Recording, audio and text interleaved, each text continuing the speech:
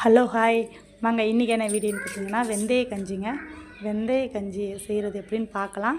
வெந்தயம் வந்து உடம்புக்கு ரொம்ப நல்லது, ரொம்ப குளிர்ச்சி. நான் இந்த வெந்தய கஞ்சி எனக்கு எங்கள் அம்மா அதிகமாக செஞ்சு கொடுத்துருக்காங்க. ஸோ அதனால் நான் அன்றைக்கி எனக்கு வயிறு வலி, நமக்கு செஞ்சு கொடுக்க ஆள் இல்லை, நமக்கு முடியலைன்னா நம்ம தான் செய்யணும். ஸோ அதனால் நானே செஞ்சு சாப்பிட்றத நான் ஒரு வீடியோவாக எடுத்து போட்டிருக்கேன், பாருங்கள். தண்ணி சூடு ஆனோடனே தண்ணியில் பச்சரிசியை சேர்த்துக்கோங்க. நல்லா ஊற வச்சு சேர்த்துக்கோங்க, சீக்கிரம் வெந்துடும். அந்த ஊற வச்சு சேர்த்துக்கிறோம். வெந்தயத்தையும் நல்லா ஊற வச்சுருங்க. ஒரு 2 மணி நேரமாவது மினிமம் ஊற வச்சு அதில் சேர்த்துட்டிங்கன்னா வச்சுக்கோங்களேன், அந்த கசப்போலாம் தெரியாது. ஊற வைக்காமல் சேர்த்தோம்னா கொஞ்சம் கசப்பு தெரியும். நான் ஒரு 2 மணி நேரத்துக்கு மேலேயே ஊற வச்சுருந்தேன். சுத்தமாக கசப்பு தெரியாது. நல்லா வேகணும்.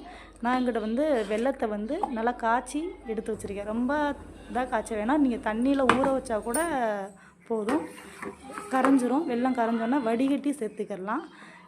இங்கே தேங்காய் பழுப்பு தேங்காய் அரைச்சி எடுத்து வச்சுருக்கிறேன். நல்லா பாருங்கள், நல்லா வெந்து வந்தோடனே நல்லா கரண்டி வச்சு நல்லா கரைச்சி விட்ருங்க. வெந்து வந்த உடனே பாருங்கள், நல்லா வெந்துருச்சு பாருங்கள். உண்மையிலே இது எப்படி சொல்கிறதுனா, வெந்தயம் கசப்பு சுத்தமாக தெரியாது. 2 மணி நேரம் மினிமம் ஊற வச்சுருங்க. நல்லா வெந்து வந்தோடனே வெல்லத்தை ஊற்றிடுங்க.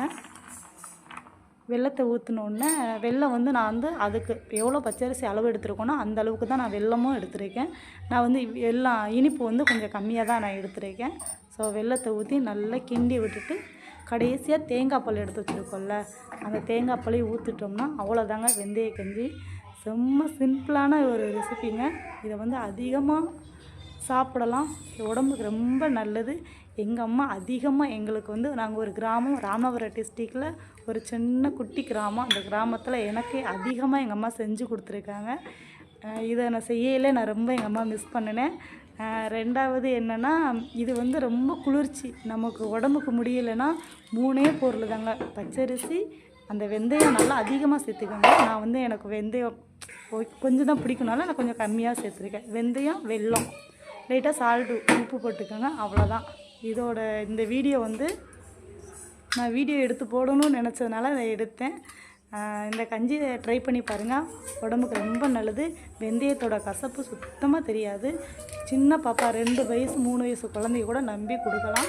நான் என் பாப்பாவுக்கு 3 வயசு ஆகுது, நல்லா சாப்பிட்டா. பெரிய பாப்பாவும் சாப்பிட்டா, நானும் சாப்பிட்டேன். வேஸ்ட்டு பண்ணவே இல்லை. இந்த வெந்தய கஞ்சியை கண்டிப்பாக ட்ரை பண்ணி பாருங்கள், எப்படி இருக்குன்னு சொல்லுங்கள். தேங்க்யூ.